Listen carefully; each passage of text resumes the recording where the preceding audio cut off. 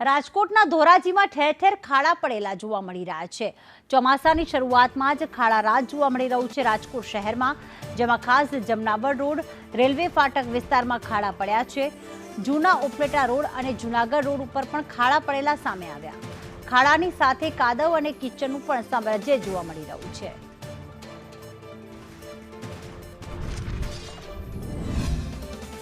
મારે અવારનવાર જુનાગઢ જવાનું થતું હોય છે। સવારે જુનાગઢ જઈએ, સાંજના આવતા હોય છે અમે જુનાગઢ। પણ ધોરાજી ખાડામાં કે ખાડામાં ધોરાજી એ અમને કંઈ ખબર પડતી નથી। અમારે કોઈ મહેમાનને કેવું હોય કે તમે ધોરાજી આવો, તમને મહેમાન ના પાડે કે અમારે તમારા ધોરાજી નથી આવું। એટલે 108માં પ્રેગ્નન્સી બાઈને અમે લઈ જતા જુનાગઢ, રસ્તામાં ડિલિવરી થઈ જાય એટલા અહીંયા ખાડા છે। કોંગ્રેસ એ હતી ને ભાજપ એ કોઈ ધ્યાન નથી દેતું। આ રસ્તો જે મેન છે એ સોમનાથ જામનગર નેશનલ હાઈવે છે।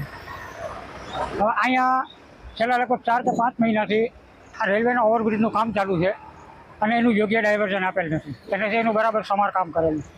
ચોમાસાની અત્યારે આ ઋતુ ચાલી રહી છે, એમાં મોસ્ટ મોટા ખાડાઓ પડી ગયા છે। હાલ તો અકસ્માતના ભય થાય છે। હમણાં વચ્ચે 2 વખત એવું બનેલું। એક વખત અહીંયા ડાયવર્ઝનમાં ટ્રાવેલ્સ આખી ખૂંચી ગઈ હતી, એમાં 30 જણાનો આબાદ બચાવ થયો।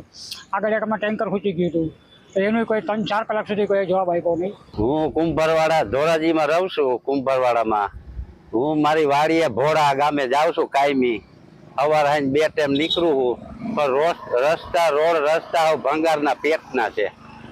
અને આ નગરપાલિકા કે અથવા ગુજરાત સરકાર કોઈ ધ્યાન દેતી નથી। તંત્રને બસ એક જ રજૂઆત છે કે Jamnavar road as early as possible યોગ્ય કરવામાં આવે।